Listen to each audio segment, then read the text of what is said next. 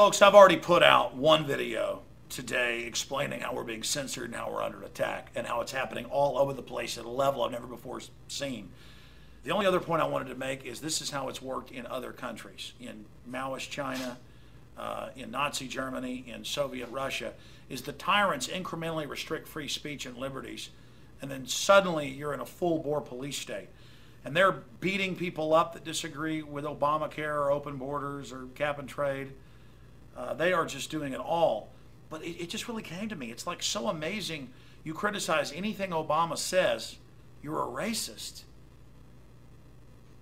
And I was reading the comments on our videos as they shut them down, and they're saying, you can't criticize a black man even if you're not racist. People will think you're doing it because you're racist. And that's the mind control. Is that even as they admit there's nothing racist we're saying, which shouldn't be restricted anyways. You shouldn't restrict somebody's free speech just because it's racist, because then it's everybody else's speech, which is now happening. So in the name of political correctness, they're destroying all liberty, just like the Soviets did. But it's actually, here's the point. This is the big enchilada.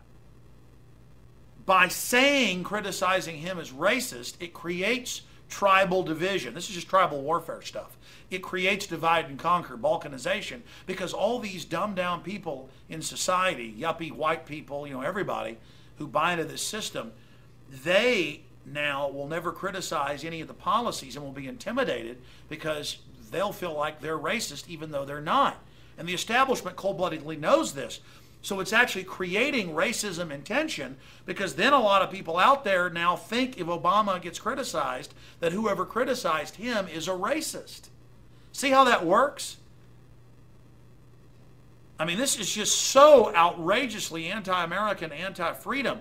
And so it makes any criticism of Obama supposedly racist, which then energizes racism and division and makes people think that everybody hates them because of their race when they see Obama being criticized. And it creates more division. I mean, this is so cold-blooded and sick, ladies and gentlemen. And they cold-bloodedly wanted to put Obama in there so they could create racial division and infighting so the government could come in to keep everybody split up. And so when you criticize Obama, you get called a racist. Think about how diabolical that is. But then, again, the public school educated, dumbed down masses, they now really believe it. So for those of us that know it isn't about race and it's so asinine, it's like, hey, I don't want to pay a carbon tax. Hey, I don't want to lose my sovereignty. Hey, they're trying to pass anti-gun bills and lying about it. Oh, you're a racist. To people that are smart, it's just ridiculous. But it actually works on the fluoride heads. And then they think there's all these racists out there. So it's a new definition. Criticize the government, criticize anything they're doing, you're a racist. But it's not new. The Soviets did that. Folks, we're in a lot of trouble. We've been censored. Please help us. Details at Infowars.com. They're beating people up in the streets. It's all over the news. The videos are coming out. They planned this all along. I mean, the youth brigades, they got the bills introduced for compulsory service. He's continuing all the Bush policies. And their followers are brainwashed. They're dangerous, folks. And then the right-wing backlash is going to come in the future. Can you imagine the next thug they're going to bring in off of all of this? I mean, this is psych warfare, the next level.